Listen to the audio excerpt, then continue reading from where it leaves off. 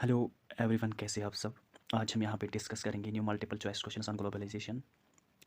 Start करेंगे question number first.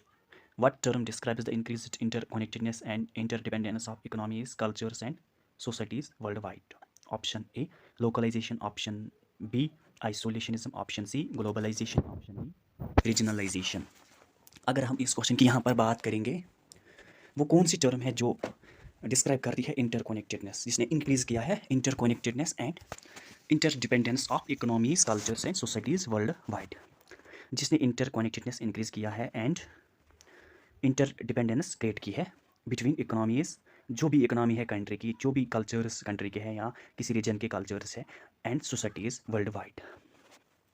World wide में जो भी इंटरकनेक्टेडनेस इंक्रीज़ की गई है and interdependence between economics, between culture, between societies, इस चीज़ को हम क्या कहते हैं। अगर हम इस क्वेश्चन की यहाँ पर बात करेंगे, इसका राइट आंसर बनेगा, वो बनेगा option C, that is globalisation. Globalisation ही एक ऐसी टर्म है जो डिस्क्राइब करती है इंटरकनेक्टेडनेस, आपस में इंटरकनेक्शन होना कंट्रीज़ के बीच में, एंड इंटरडिपेंडेंट, एक दूसरे पे डिपेंड होना आप इकोनॉमीज़ पे, कल्चर्स पे, सोसाइटीज़ पे, डिफरेंट एस्पेक्ट्स पे, चाहे वो ट्रेड हो, चाहे वो दूसरे कुछ चीज़ें होंगे, जो भी ये कनेक्शन होता है, इस चीज़ को हम ग्लोबलाइजेशन कहते हैं।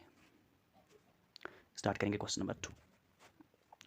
Which of the following is a key driver of globalization in the economic context? Option A technological advancement, option B cultural preservation, option C nationality policies, option D language barriers.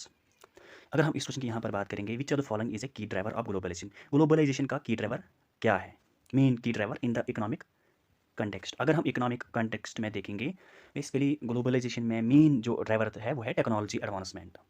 जो भी technology हुई है, इस चीज़ ने economy को boost किया है। तो दैट मीन्स इसका यहाँ पर राइट आंसर बनेगा, वो बनेगा technological advancement is a key driver of globalisation in the economic context. Question number 3।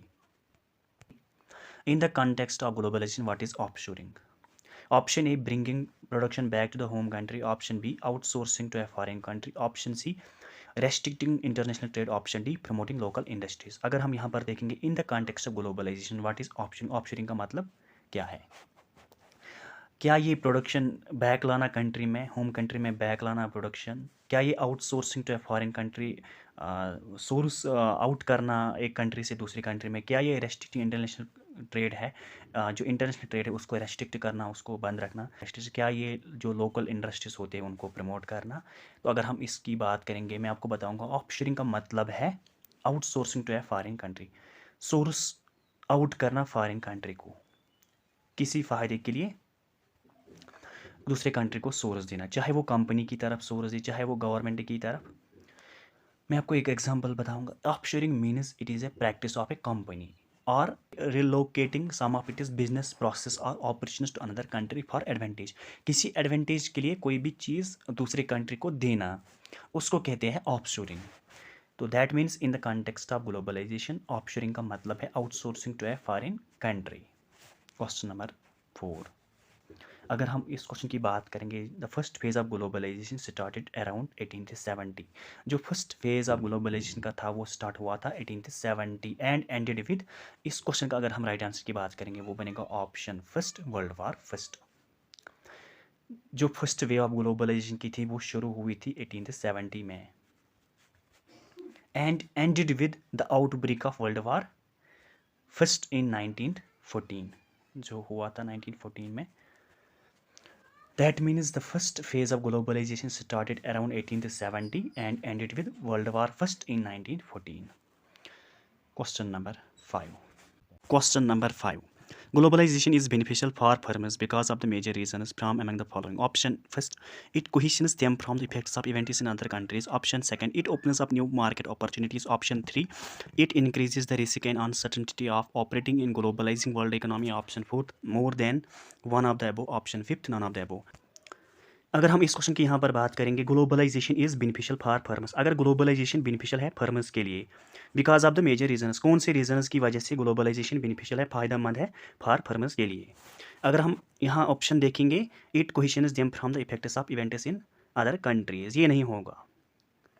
Globalisation is not beneficial for farmers as it cohesions them from the effects of events in other countries, ये नहीं होगा। It opens up new market opportunities, ये होगा, because globalization has created new opportunities in employing sector as well as multinational corporations. तो ये होगा ये option.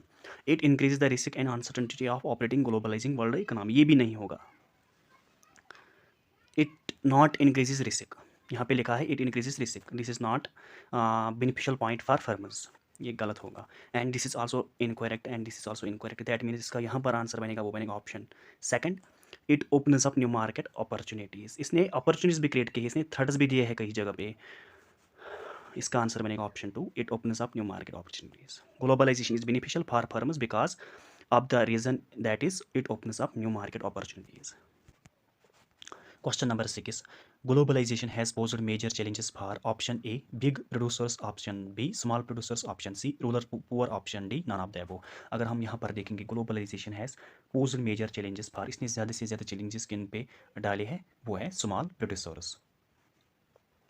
इस क्वेश्चन का यहाँ पर राइट आंसर बनेगा वो बनेगा option B, globalisation has posed major challenges for small producers, not big producers, not rural poor, and this is also incorrect. Question number 7. Question number 7. Globalization has improved in the living structure of option A, all the people, option B, workers in developing countries, option C, people in developed countries, option D, none of the above.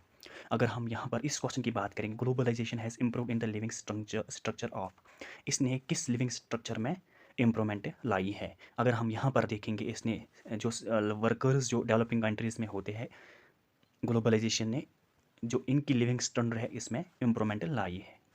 Globalization has improved in the living structure of workers in developing countries, not developed countries, not all the people, not D.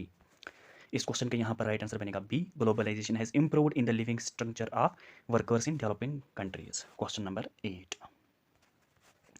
Globalisation was stimulated by option A computers, option B transportation, option C population, option D money.